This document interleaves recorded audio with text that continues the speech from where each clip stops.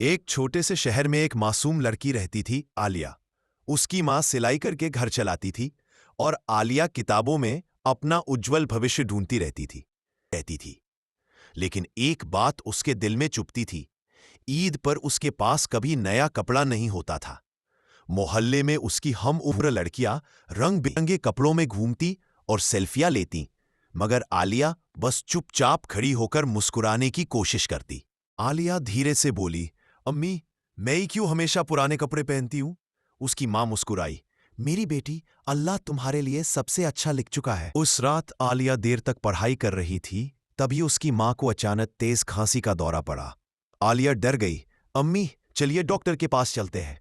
मां ने उसके हाथ को थामते हुए कहा, नहीं बेटी, मैं ठीक हूं, बस थक गई हूं।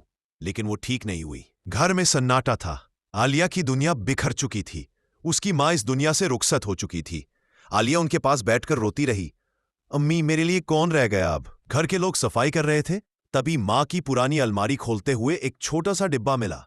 आलिया ने उसे उठाया। डिब्बे पर लिखा था, मेरी आलिया के लिए।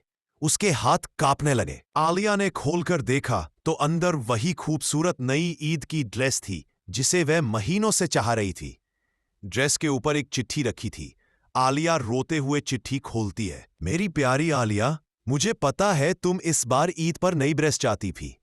मैंने सिलाई करके थोड़ा थोड़ा बचाया और ये तेरे लिए खरीदी है। अगर मैं ना रहूं तो ये कपड़े पहनकर मेरे लिए दुआ करना। तो आलिया ने ड्रेस पहनी। वो आईने के सामने खड़ी हुई, आंसू पोंछे और हल्की सी मुस्कान आई। आलिया अपनी मां की कब्र पर गई। हवा में एक अजीब सी शांति थी। उसने हाथ उठाए और बोली, या अल्लाह, मेरी मां को जन्नत का सबसे ऊंचा मकाम दे। उन्होंने आखिरी सांस तक मेरे लिए जिया। मां की मोहब्बत दुनिया की सबसे पाक मोहब्बत है। सब्र करने वालों के लिए अल्लाह हमेशा सबसे बेहतर रास्ता रखता है। मां का प्यार कभी खत्म नहीं होता, वो दुआओं में हमेशा जिंदा रहता है।